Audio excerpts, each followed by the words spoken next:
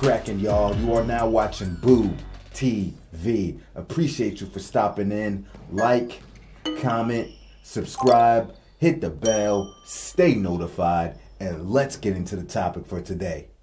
What's cracking? What's cracking? What's cracking? Finally here doing a video about Julius Erving, aka Dr. J, one of the greatest basketball players to ever grace the basketball court, the ABA and the NBA. And one reason I've been wanting to do this video for a long time, because Dr. J is a very popular player in NBA history. And as I start to think about it, it's like, I really don't know as much about Dr. J as I would like to. And honestly, people that weren't around to watch him play live and grasp his magnitude and grasp his story and his aura and his legacy, I just feel like a lot of people, maybe in my generation and forward, or maybe a generation before mine, really just don't know that much about Julius Erving. Probably my generation and forward. And y'all know me, like I know like overall his impact on the league, but I want to know like the details. I want to know more about his ABA career. I want to know how everything went down with, the merger and how he got signed to the NBA. Like, usually there's some cool stories with that, how it all actually went down, what teams missed out. Give me the inside scoop. Give me the inside story. I want to know all those little tidbits and details regarding Dr. J. I know that he was one of the most well-known and I guess arguably the best player in the ABA and transitioning into the NBA. He was one of the more prolific names and players. I know that, before Larry Bird and Magic Johnson came into the NBA and resuscitated a dying league, Julius Erving was pretty much the guy that was keeping the NBA alive on life support until Larry Bird and Magic Johnson came in to help prop the league back up and get it out of a dark place. But I know he was basically like the life support system for a while when it comes to the National Basketball Association. But I want to learn more. I want to know more. I know I know he's an NBA champion. I know he won I think twice in the ABA. Some MVP awards. But as I'm talking about the accolades, let's just take a look at his accolades here. Dr. J, listed at 6'7", 210 pounds, went to UMass, drafted in the NBA in 1972, first round with the 12th overall pick, selected by the Milwaukee Bucks. Okay. 1971 to 1973, he played with the Virginia Squires. 1973 to 76, the New York Nets. 1976 to 1987, the Philadelphia 76ers, which a lot of people know him for his tenure for. All right. NBA champion, two-time ABA champion, two-time ABA playoffs MVP, NBA most valuable player, three-time ABA most valuable player, 11-time NBA All-Star, five-time ABA All-Star, two-time NBA All-Star Game MVP, five-time All-NBA First Team, second All-NBA Second Team, four All-ABA First Team, All-ABA Second Team once, ABA All-Defensive First Team once, ABA All-Rookie First Team, three-time ABA Scoring Champion, ABA Slam Dunk Champion, etc., etc., etc. Look, Dr. J has a lot of records, and when you combine his ABA and NBA statistics together, these are his totals and averages. Points, just over 30,000 for 24.2 point per game average. Rebounds, just over 10,500 for 8.5 rebounds per game. And assists, 5,176 for 4.2 assists per game. Dr. J was notoriously known for his athletic abilities. At 6'7", could literally jump out the gym, has some signature dunks, some very signature moments, extremely athletic, but really also was a well-grounded NBA player altogether, could play make a little bit, had a nice feel around the rim, nice mid-range jumper, things of that nature. But, with the little video footage I've seen of him, that's what I've been able to grasp. And from my understanding, he was a pretty solid defender for the most part. Not never a liability on defense when it comes to Dr. J. But the man has a strong legacy in the history of this league, and I want to learn more about it. The details, give me everything about Dr. J. Okay, all right. With no further ado, let's let the boy Clayton Crowley, who does an amazing job at chronologically giving biographies and documentaries of these players, and I feel like he really does them good justice. He doesn't really tear people down, but promotes and highlights the players for what they are in their legacy. So let's get into it. Legends. The players that are remembered long after their playing days end, and indeed long after they too pass. The players that live on in mythology and reverence, that have influenced the game we see today. They are players who have set records, won championships, and captured our attention, etching their legacies into the foundations of this game. A legend is special, not simply because their talent set them apart, but because their stories transcend the individual. In fact, to me, that is what a legend is. A remarkable player who tells a story that enthralls us. So today, I'd like to talk about the legend of Dr. J.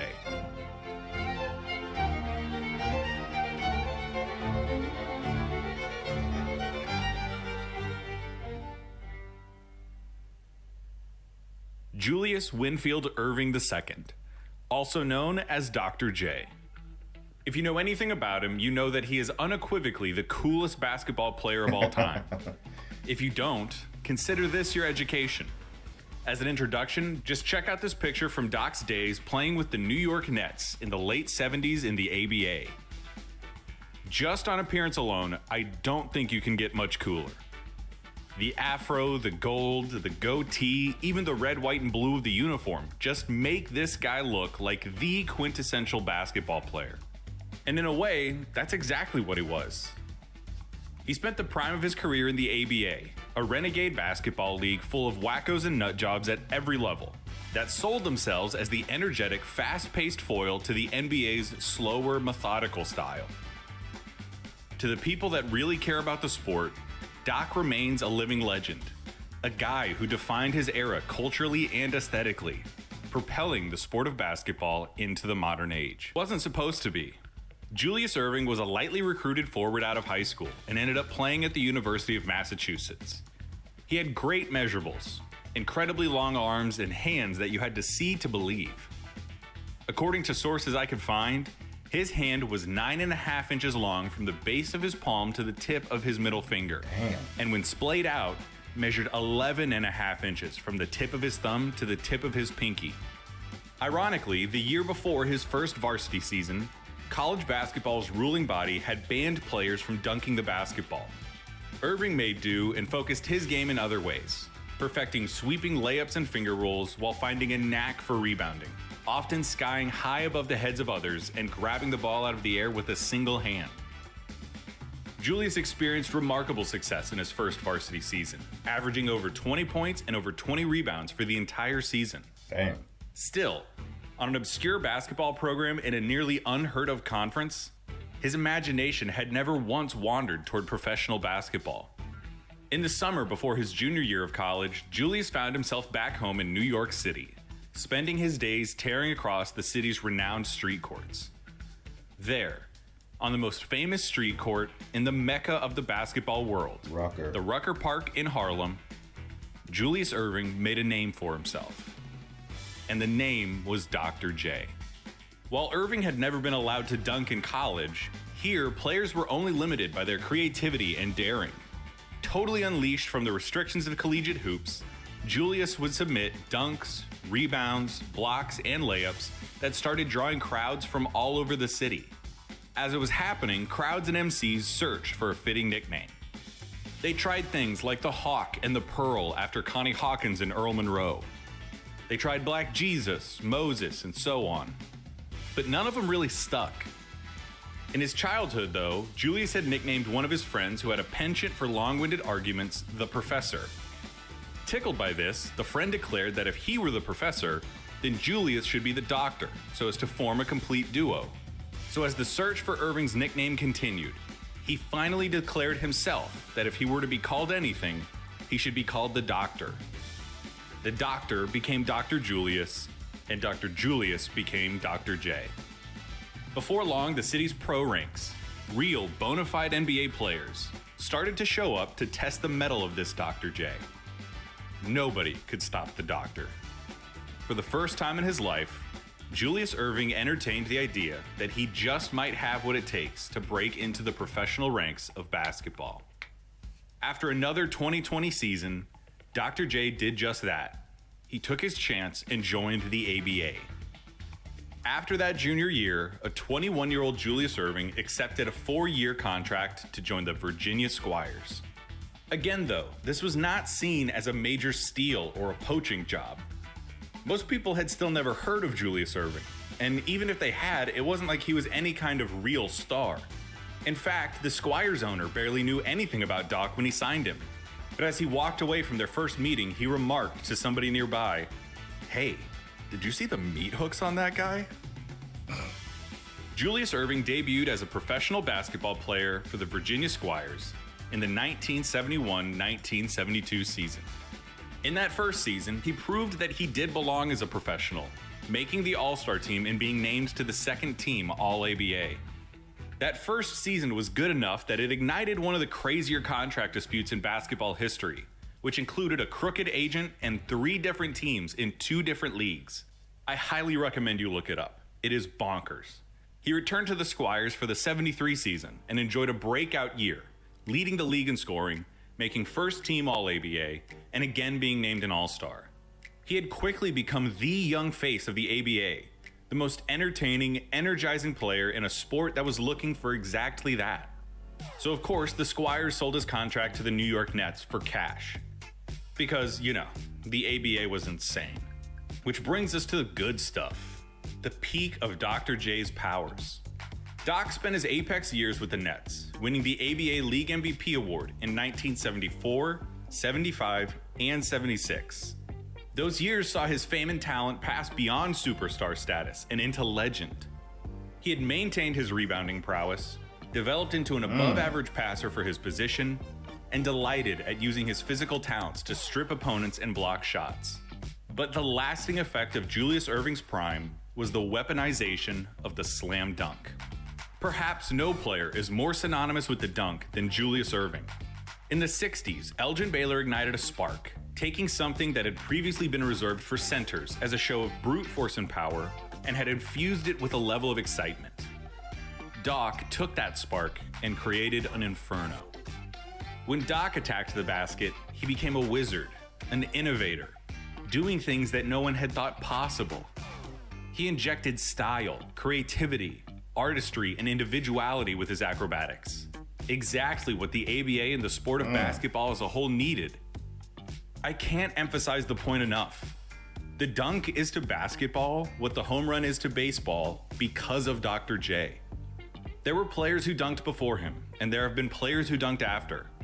But what is still perhaps the most exciting moment of a Pause. I think the term poster, right? We use somebody's gotten posterized poster. I think that came from Dr. J. Not saying that he originated, but it was because of him where they started saying that. I think. Don't quote me on that. Let me know if I'm wrong. Basketball game. The moment when a player is streaking down the court, loads his power into his lead foot, picks up his dribble, and skies towards the rim was the signature move of the Doctor. And to watch him do it with those mitts, the way he picks up the ball like it's nothing, it looked like he was made to do it. He was unarguably the most exciting basketball player in any league. And yet his legend propagated in a way that was almost totally unique to him. The ABA did not have a national TV deal, so it spread through word of mouth and written accounts. Imagine that. An athlete that defied imagination, that left every spectator, reporter, and opponent speechless with his ability, but who the vast majority of fans could not see. His feats became mythical, similar to someone like Andre the Giant. His reputation became almost folklore, making no story seem too outlandish. He jumped 12 feet in the air, he took off from half court, he could have dunked on a 20-foot rim.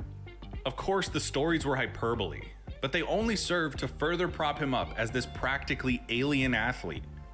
Dr. J became a legend before some people even knew what he looked like. Like he was some powerful storm advancing toward land. One with a name and a face and a power that you know is out there, but that you just have no way of seeing yet. His first 2 seasons with the Nets were nothing short of incredible. They'd won the championship in '74, Doc had won back-to-back MVP awards and collected every award the ABA had to offer. And all of a sudden, the ABA had a sense of legitimacy. Few games were sellouts, even for the Nets. But the ABA was the place where the doctor played. While Kareem was still unquestionably the best player in the world, Julius Erving was the essential basketball player. While Kareem was utilizing the skyhook, a mechanical, repetitive, boring move that still stands as the most awesome weapon in basketball history, Dr. J was soaring, employing the skills of improvisation, unpredictability, and excitement, moving in ways that you can't predict or even recognize, let alone get in front of. If he wasn't already, by this point he was the ABA's meal ticket. The league's commissioner, Dave DeBusschere, said that while many players might get called the franchise, Dr. J was the league. And if his pure skill and intensity had not already made him the most valuable attraction in basketball, it cannot go overlooked that Julius Erving goes down as one of the classiest athletes in any sport ever. Throughout his career, he was known to wait in the locker room, giving interviews and answering questions until every last fan had an autograph, every notepad was filled, every tape recorder run empty. He was articulate. We have a large group of Larry Bird supporters and fans here on this channel, and many of them have nothing but great things to say about Dr. J. And they had intense rivalries when he was in the NBA against the Boston Celtics, the Philly and all that. But they've had nothing but great things to say about Dr. J that mimic what they're talking about here, and how this guy was just an absolute class act and gentleman at the end of the day. Intelligent, gracious, patient, and humble to an astonishing degree, as reported by nearly every human being who he has ever come into contact with. Bill Daniels, the owner of the Utah Stars, a rival ABA team, even wrote Erving an unadulterated fan letter, gushing in adoration. When the 1975-76 season started, the NBA and the ABA were on a collision course for a merger. To say that the doctor was the only reason for the merger is an overstatement. The Oscar Robertson versus NBA antitrust lawsuit had been settled, and the ABA had been successful in recruiting many great talents, including players like David Thompson, Artis Gilmore, George Gerving, and Moses Malone. The fast-paced style of the Renegade League and its innovations like the three-point shot were similarly valuable commodities. But make no mistake, the blue chip in the merger was Dr. J. More than anything, the NBA needed him. The New York Times wrote that the NBA without the doctor was like boxing without Ali. As the paperwork was drafted and the lawyers began organizing such a merger, the ABA embarked on what would be its final season.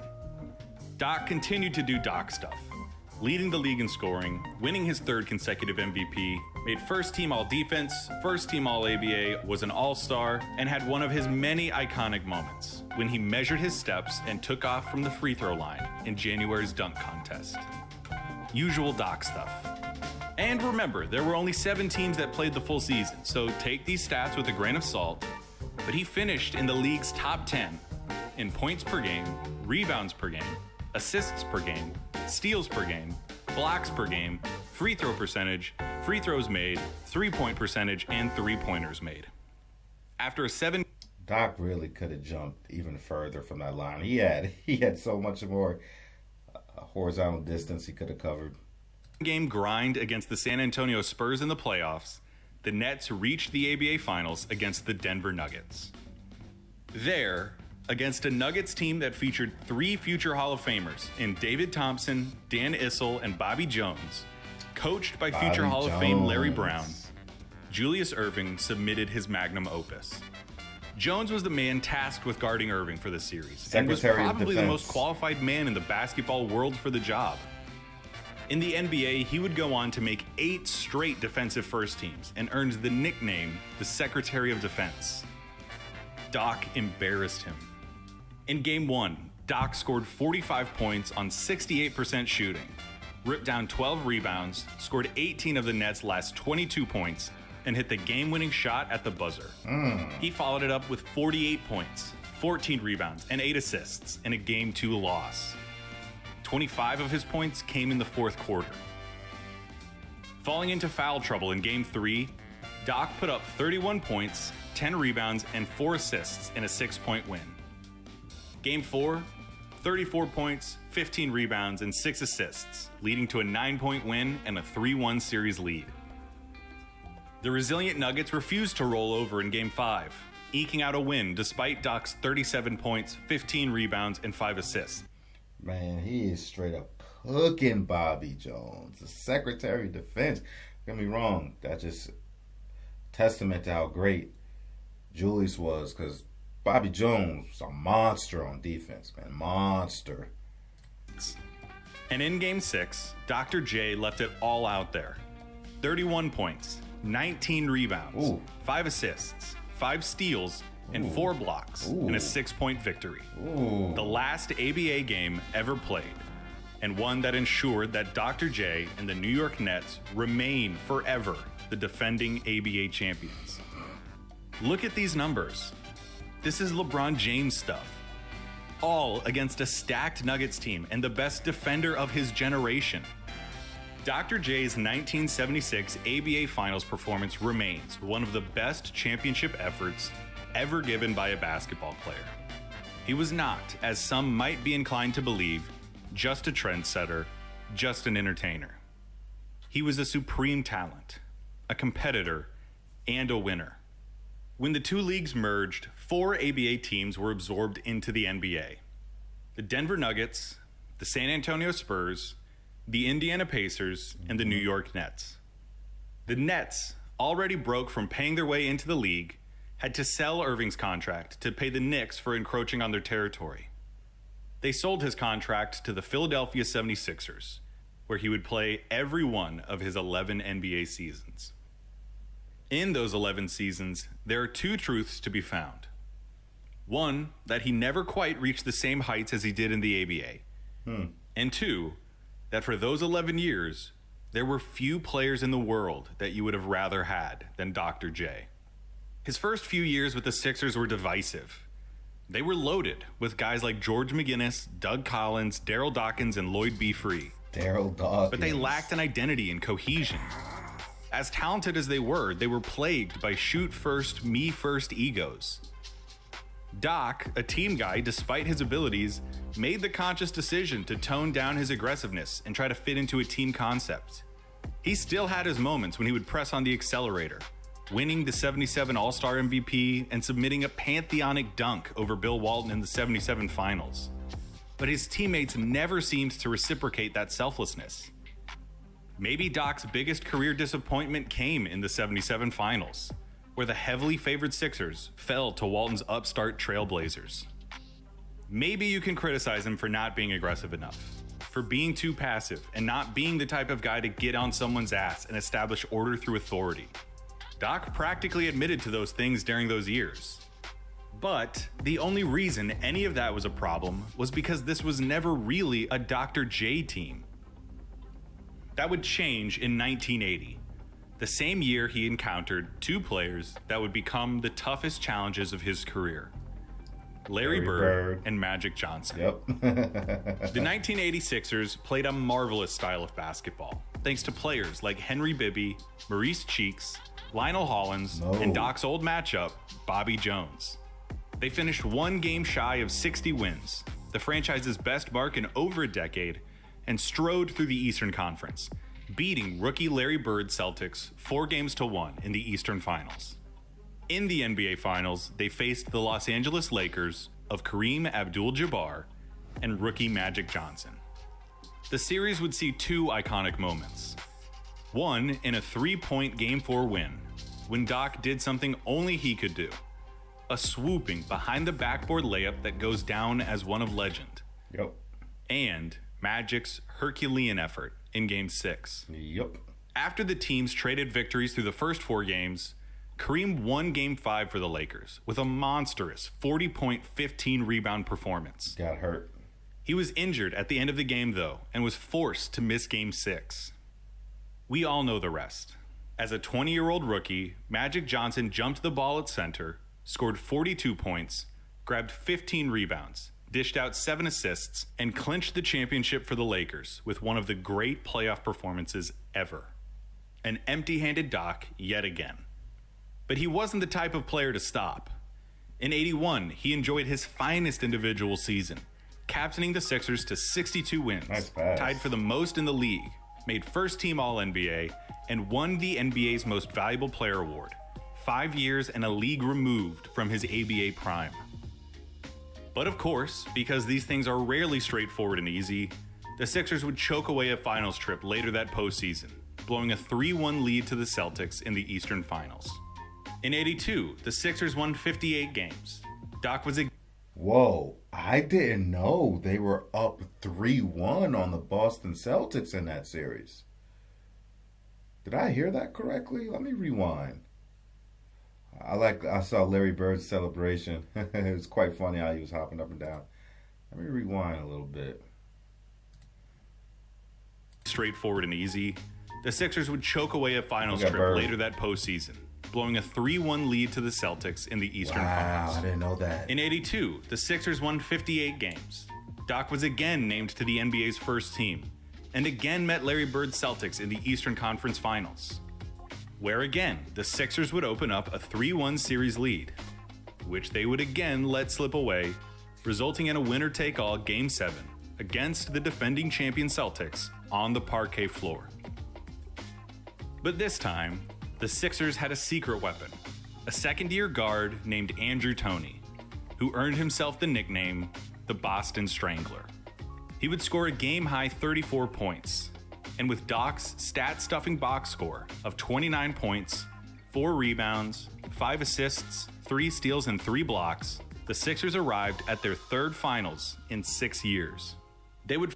You know what? Actually, I think I might have heard about them blowing a 3-1 lead. I just forgot. Now that I think about it, because I think it was mentioned in one of my Larry Bird videos when I first heard it. Okay, I'll shut up. Face the Lakers again, and would again fall. But their newfound resolve made the Sixers believe that they were just a piece away. That summer, they acquired that piece. The most physically imposing center in the league, Moses Malone. He was everything they'd needed. The video isn't about him, so I can't get too much into him, but we'll hit the important stuff. He was the defending regular season MVP and had also won the award in 1979. He was a rebounding machine on the Mount Rushmore of boards with Wilt, Russell, and Rodman. He could score effectively, was unbelievably physical, could run the floor, get every offensive board, and was such a sure thing on the glass that the rest of the team could leak out and start streaking down the court with the assurance that he would be getting the ball and throwing it ahead. He also just so happened to routinely give Kareem as much trouble as he would ever face. The results were immediate. The '83 Sixers were incomparable. By March, their record stood at 49-7. There was talk of breaking the '72 Lakers' all-time wins record, and already a discussion about whether a championship would earn this team the mantle as the best team ever. By the end of the season, they'd cooled off slightly, finishing with a 65-17 record, still the best the NBA had seen in a decade. The Sixers played hungry. They played every game like it was a playoff game, and came out like savages. They'd jump on you in the first half, but were an even better second half team, and would usually pad their lead and walk to victory. Moses unlocked their fast break potential, while Doc provided the steady leadership and production that the team had long come to expect. And it's worth mentioning that Doc still had those Dr. J moments in Here him, we go. exemplified by his All-Star MVP and maybe his career's Cradle. most famous dunk. Cradle. End of the season award list was a who's who of Sixers players. The NBA's first team included two Sixers, Doc and Moses, with Moses taking home his third career MVP award. Andrew Toney had flourished as an all-around player, shooting the lights out to the tune of 20 points a game. And Bobby Jones, the Secretary of Defense, was named the league's sixth man of the year. Plus, the league's defensive first team included three Sixers, point guard Mo Cheeks, Moses, and Jones. They were incredibly well-balanced, exceeded in every facet of the game, and had a fire and determination that no team could match. As the playoffs loomed, Moses was asked for a prediction. Malone, a soft-spoken giant with a Yogi Berra-like penchant for one-liners, was often quoted phonetically. So when he responded simply, 4-4-4, as in 3 straight playoff sweeps, the prediction was famously printed as fo, fo, fo. And you know what? He was damn near perfect. The first round matchup with the Knicks, a sweep. Their Eastern Conference matchup with the Bucks, okay, that took 5 games. The Bucks avoided a sweep with a 6-point win in Game 4. But in the finals, against none other than the Los Angeles Lakers, the team that had sent Julius Erving's team home without a ring twice in the last 4 seasons, a 4-game sweep. Moses was a force, averaging 26 points and 18 rebounds a game, and out-rebounding Kareem Abdul-Jabbar 70-30 over the course of the series. For his effort, he was named the Finals MVP. It wasn't dramatic, but it must have been cathartic. For all of the Sixers, but especially for Julius Erving. He grew to stardom and spent his prime playing basketball at the highest level it can be played, in a renegade league without a television audience. He spent years competing at the highest levels possible, but on teams that did not fit him. And for one magical season, with a team for the ages, he finally captured the only award he did not possess, an NBA championship. And a championship won in one of the most dominant ways imaginable. Their one playoff loss is still the fewest ever by a championship team, and stood as a feat that would not be matched for 18 years. He might not have been the best player in the world. He might not have even been the best player on his team. But in his 12th professional season, at the age of 32, Julius Erving was the rock, the cultural touchstone, the captain of one of the greatest basketball teams ever assembled. Over the next few years, Erving's production slowly declined. His teams remained competitive, but neither he nor Moses would ever reach the same lofty heights in the new Bird and Magic era. So I think it's poetic that he won his ring in '83. Although the two had already won championships, Larry Bird and Magic Johnson would not face each other in the finals until 1984. Doc had given it all. He had done his best and gotten his, just in time for the next generation to begin in earnest. He announced his retirement before the 1986-87 season. It would be his 16th, a career span that was practically unheard of at the time. That season, he enjoyed a retirement tour that would become the benchmark for those to come after. In every road game, he was presented with gifts and mementos, asked to make short speeches, and showered with cheers and applause. Nobody, not even the Celtics, could help but to appreciate Dr. J for everything he'd done, including for keeping basketball alive at a time when it could have died. At the time of his retirement, including his ABA stats, Julius Erving was professional basketball's 3rd all-time scorer, was 2nd in steals and 10th in blocks. He was an all-star every single year of his career, 16 times total, the 4th most by any player. During his 11-year Philadelphia tenure, the only franchise that won more total games was the Lakers, by 12. He never missed the playoffs once in his career, not even in his twilight, and played in 71 or more regular season games in every season but his last. In total, he won 4 Most Valuable Player awards, 3 championships, and was a 9-time selection to the first team of his league, 4 in the ABA and 5 in the NBA. He ended his career with a win percentage of 67.3%.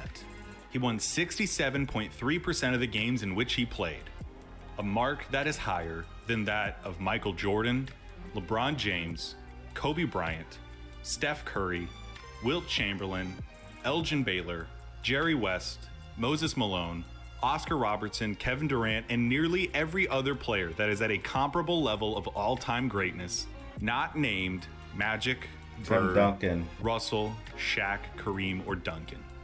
He wasn't just a great basketball player. He held in his enormous hands the essence of the game, what it was and what it should be. He exemplified to a generation what a basketball player was, paved the way for and won a championship in the sport's golden age.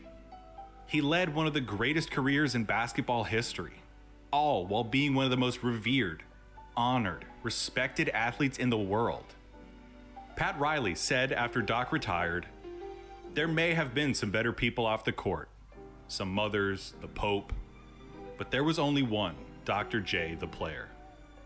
He changed the way basketball is viewed, played, and appreciated. He left it better than he found it, one of the first real modern superstars. There has never been, nor will there ever be, another like him. A true living legend. He was more than a basketball player. He just was basketball." Clayton, you have delivered another classic. Sprinkling justice all over Dr. J, Julius Erving. Well done. Great chronological documentary there. Learned a lot more about Dr. J from that. I'll have to look into that whole weird, scandalous contract thing he was talking about earlier in the video. See what the hell that was all about. I think it had to do with contracts. I'm not sure. If you know what I'm talking about, know what he's talking about, you can let me know in the comment section, if you will. But yeah, man, Dr. J was a phenomenal player, man. Phenomenal. And even, and it's, he played 16 seasons, and I know he said he dipped off a bit those last couple seasons.